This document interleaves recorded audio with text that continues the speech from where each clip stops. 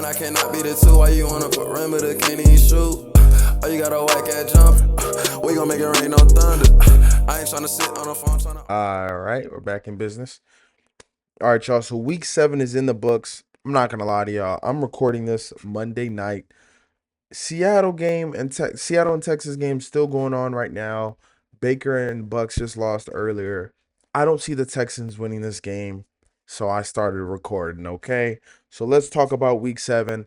Honestly, I'm not gonna be talking about every single game anymore. We're at the point of the season where we just need to know the important teams. Honestly, I'm not spending my time respectfully on the Titans. Obviously, I'm gonna spend time on the Giants, not on the Saints.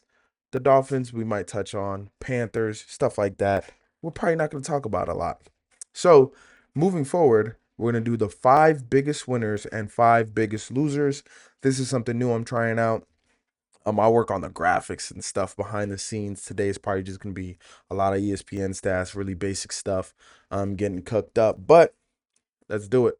5 biggest winners, and then we'll move on to the 5 biggest losers. Okay, like I was saying, first winner of the week, we have Dak Prescott, Dakota Rain Prescott. Listen, I'm a Dak fan. I've been a Dak fan. I know it's hard when you play in the same division as a guy, but I always feel like there's other people, on a rivals team. Like I like some Celtics players, you know what I'm saying? Some Red Sox players are nice throughout the days. Whatever the case may be, your rival, your hated rival, there's a level of respect that comes with that. And I have a massive level of respect for Dakota Prescott. And this man has been cooking. Let me tell you what. I called him one of the biggest winners of week 7 because he scored 44 points. Obviously, it wasn't just him, it was him and his offense.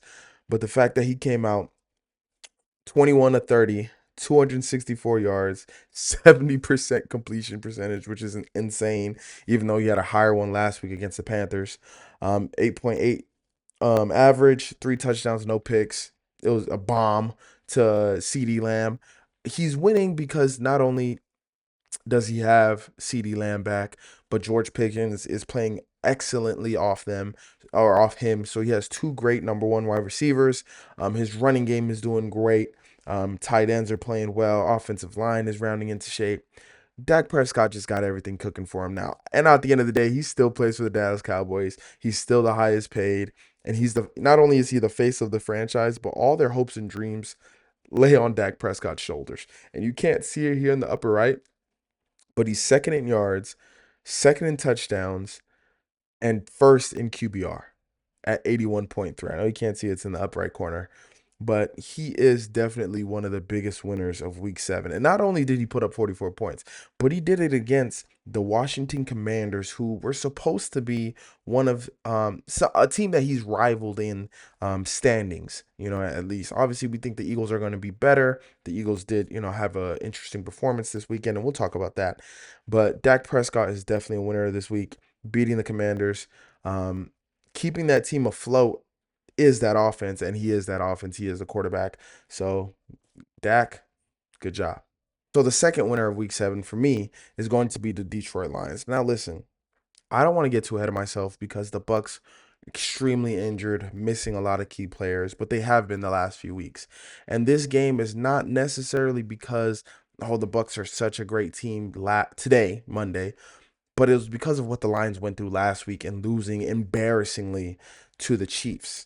And listen, the Chiefs are a good team. We think they're going to be on the upwards, but the Lions are supposed to be the bullies, and the way they just got beat and the way they were complaining all week and, the trick plays didn't work and the running game wasn't as good as they needed it to be. It looked really bad for the Lions, and it kind of reminded everybody of how week 1 looked for the Lions when they played the Packers and they got spanked. But this was a good win.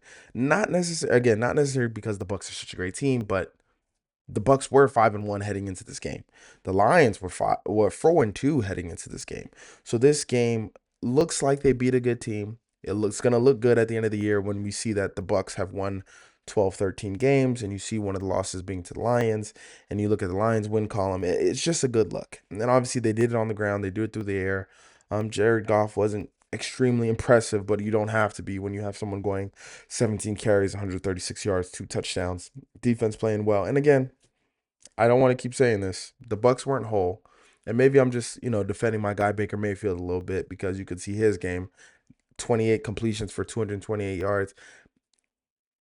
it's not Baker Mayfield-esque, okay? He was missing weapons. Abuka wasn't there. I believe Mike Evans was back today, but you couldn't really tell. At the end of the day, it's still impressive that this Lions defense was able to hold Baker Mayfield, even if he was missing all his weapons. So Lions, you get a good pick me up after losing a terrible game, and we'll see what you can do for it. And we'll see what you can do with it moving forward.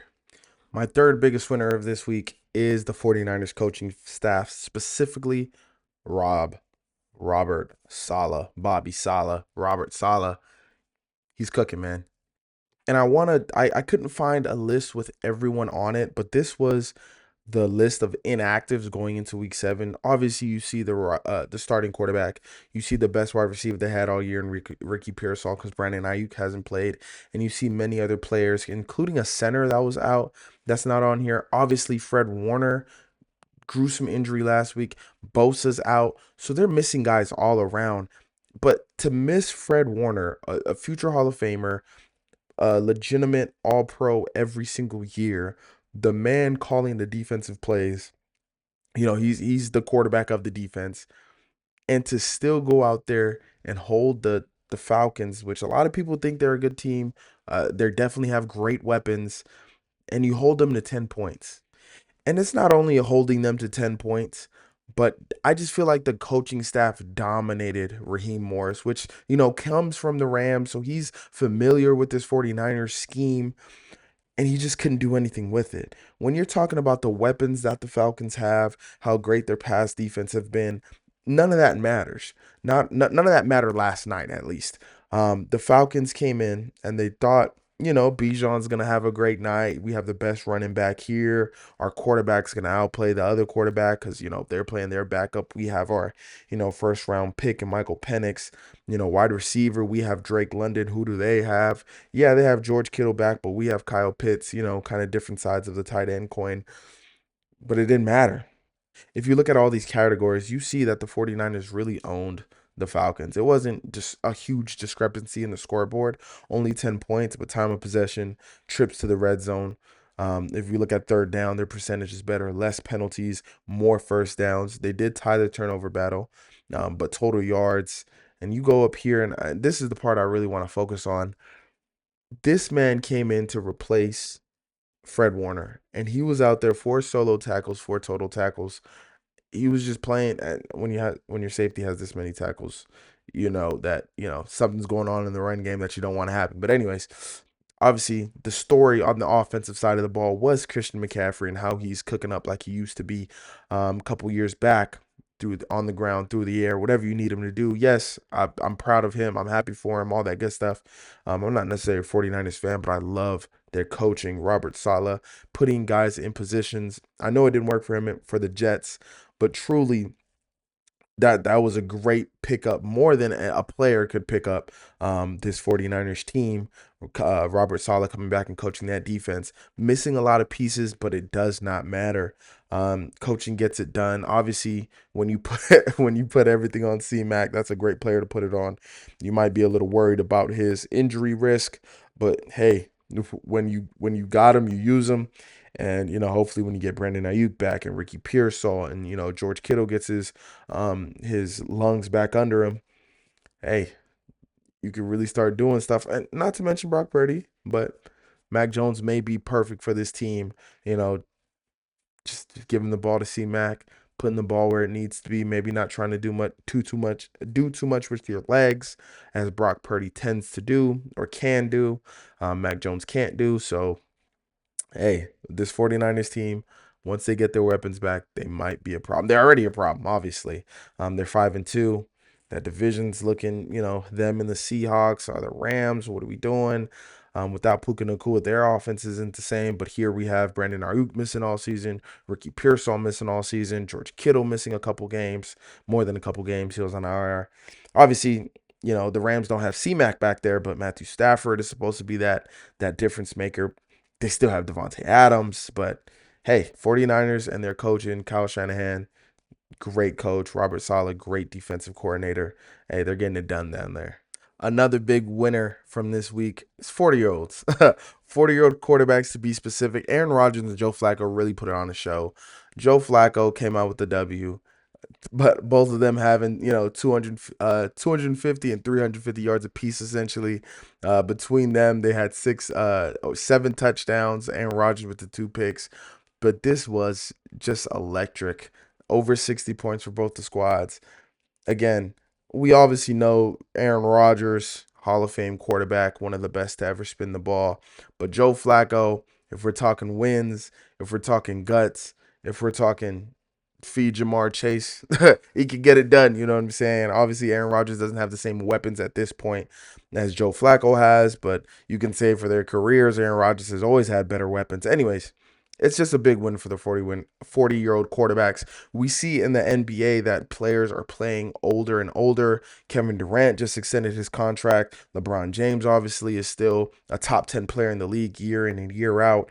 Even though he's missing time. Steph Curry is still leading his team. It's just impressive to see all these older guys, even some of the younger older guys, Russell Westbrook, DeMar DeRozan, Kevin Love is still, long in the tooth. But these players are getting older in the NBA, and now you're starting to see it in the NFL, specifically more with quarterbacks. But we still have some older players. I don't want to call them old if they're not really old. But Tyler Lockett just got released today. They're talking about me being a Giants fan. They're talking about us picking him up. He's a little long in the tooth, but again, 40-year-old quarterbacks just making it happen. Obviously, this position's probably easier to make it happen than others. You're more protected, but when your linemen are jumping on you, maybe you're not that protected. But anyways, it's still a huge win for old guys just to see these quarterbacks, on very, very different jerseys than what they were in their prime. But to just see them making it happen, we love to see it. So to conclude our list on the 5 biggest winners of Week 7, we have Devontae Smith and A.J. Brown, the top two Eagles wide receiver, going for a combined 11 receptions, almost 300 yards, and 3 touchdowns. They're the hugest winner. They're the biggest winners of the week because Jalen Hurts wins every week. Whether he has a big passing game like he did yesterday, or he, runs 2 touchdowns with the tush push and throws one through the air and they win, or a close one, or whatever happens, Jalen Hurts usually comes out the winner because his team wins and he's the quarterback. He gets up on the podium, says a really nice quote. You call it a day. He's a winner. He's a baller. He's a gamer. Whatever you need him to do, he'll do. So he wins every week, obviously, except when they lose. But the wide receivers, they don't win every week.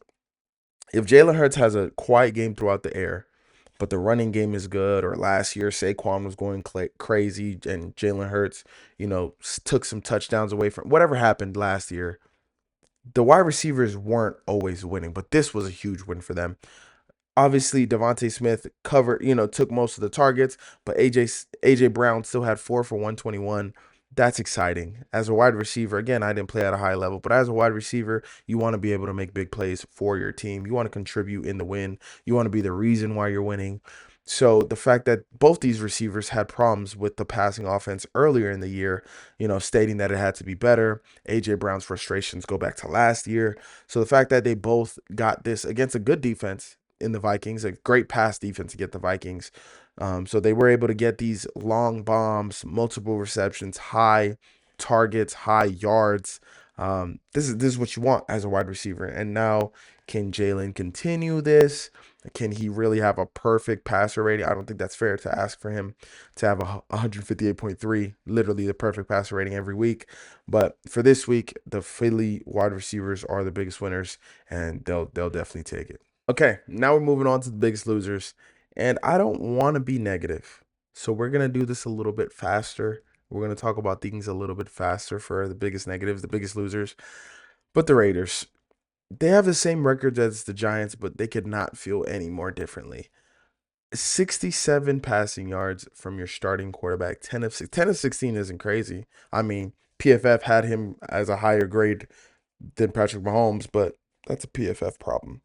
Justin Genty, my fantasy running back, one of my fantasy running backs. Derrick Henry's the other one. But anyways, 21 yards, 6 carries, leading wide receiver, 5 yards, 33. 5 catches, 33 yards. What are we doing here? 0 points against a divisional opponent is disgusting. 0 points.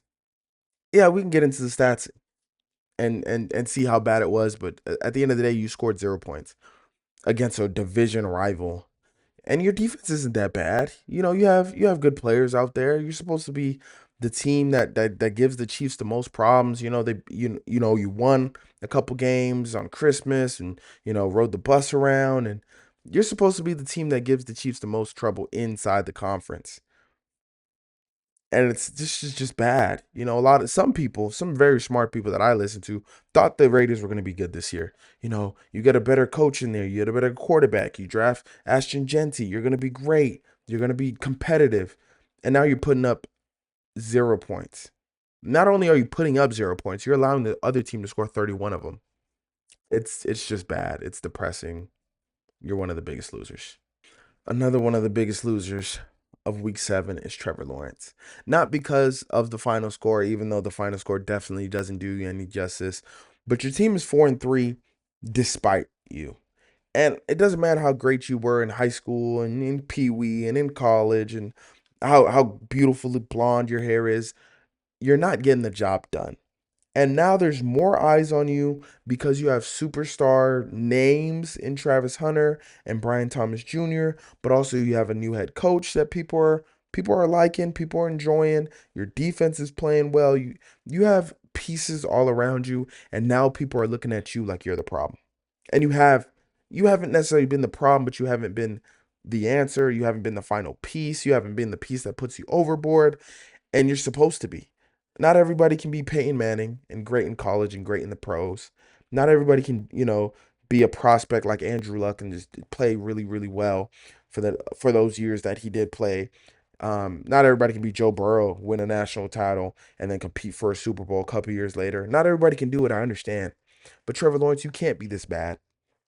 Your wide receivers are not bad. Your offensive line is not bad. Your running back is not bad. Some of these pieces were great before you touched them. You know what I'm saying? And my biggest gripe, though maybe the biggest reason why I put you on this list is because I believed in you a couple years ago. You let me down, but that's not the here nor there. You're throwing to two of my favorite players in the league.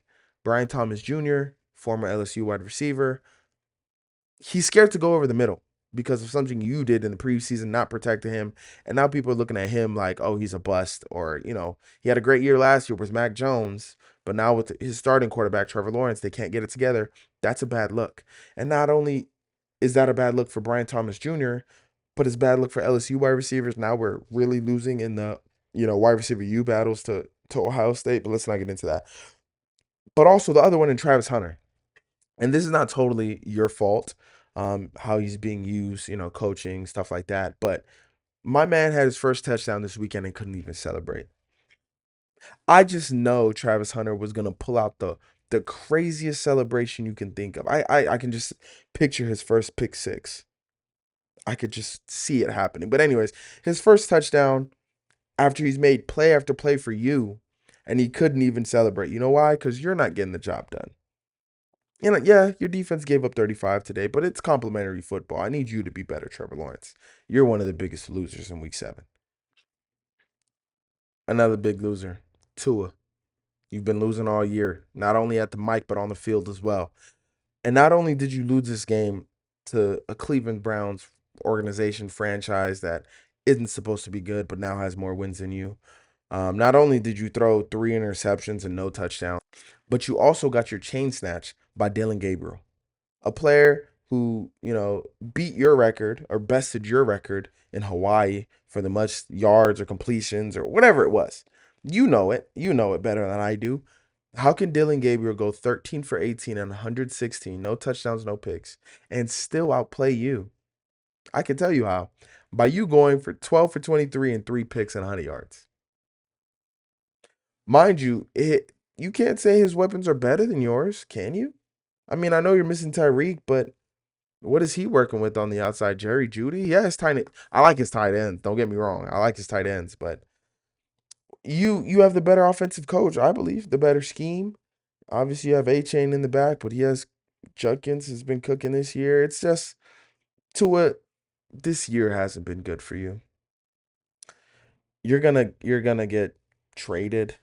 Your coach is gonna get fired, and your franchise is gonna start all over. And It's not all your fault.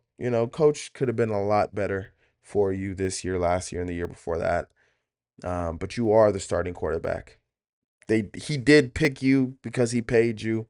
And now you're making maybe Brian Flores should have been one of the biggest winners of this week because he's been winning all year. Not only is his defense, obviously he gave up, throughout a perfect passer rating to Jalen Hurts, but his defense have been cooking for the most part.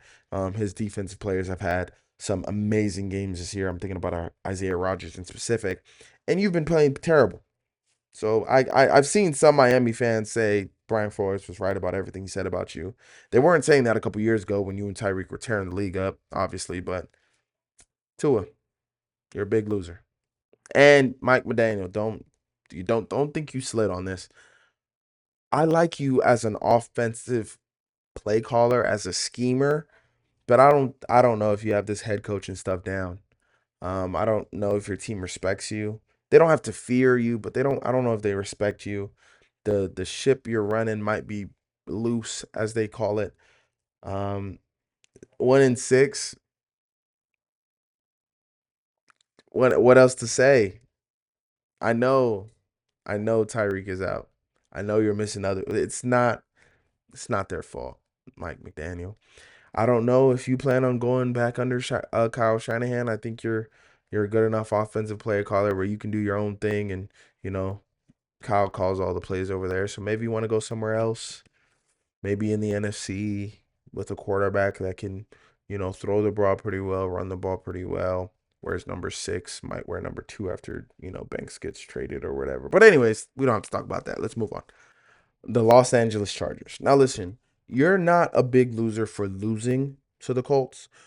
You're a big loser for wearing these gosh darn jerseys. Who who told y'all to wear these? Who told y'all this was tough? Whether they want to call you the Despicable Me's or the Savannah Bananas, it's just a bad look. It's ugly. I like color rush jerseys, I really do, but bright yellow, the Seahawks neon green. I don't love neon green, but I think those jerseys are hard. This yellow, I don't know. I don't know anybody that actually enjoyed these jerseys. I'm not gonna lie to you. So yeah, Justin Herbert, 420 yards sounds great.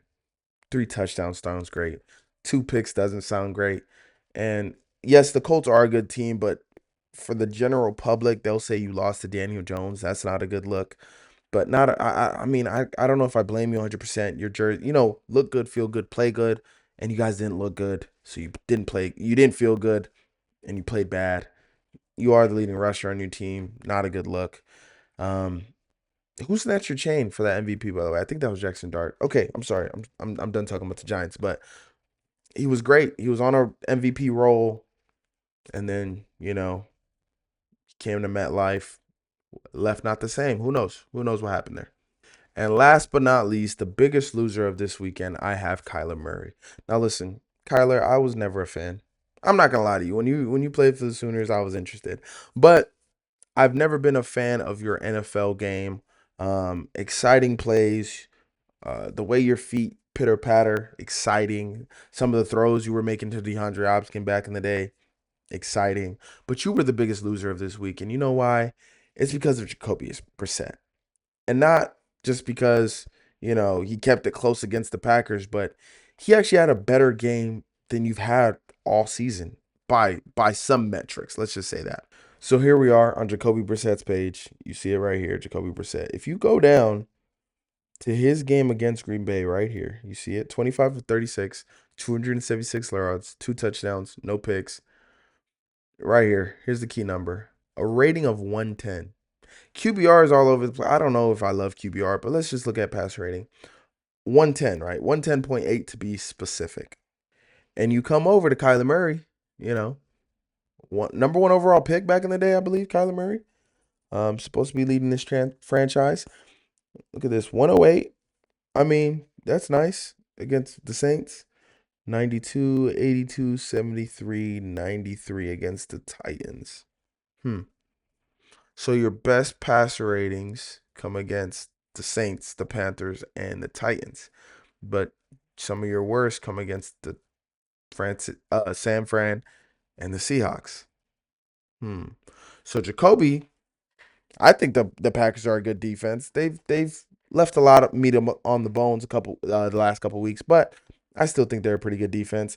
And Jacoby Brissett was able to put up a better passer rating than you all season, and you've played worse teams. So Kyler Murray, I think your time is up. I think your time should be up for the Cardinals. I don't know if my friend Wes feels the same or Abram. I don't know if these guys even care about the Cardinals anymore this season. 2-5. I bet they had some belief in you at the beginning of the season. Some good pieces. Hey, I even wanted your defensive players. I like your coach. I wanted your defensive players to be great.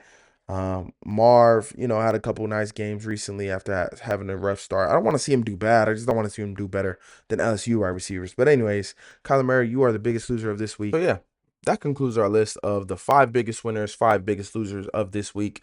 I enjoyed this video. I enjoyed this video a lot more because I was able to talk about. I didn't have to go into detail on every single game.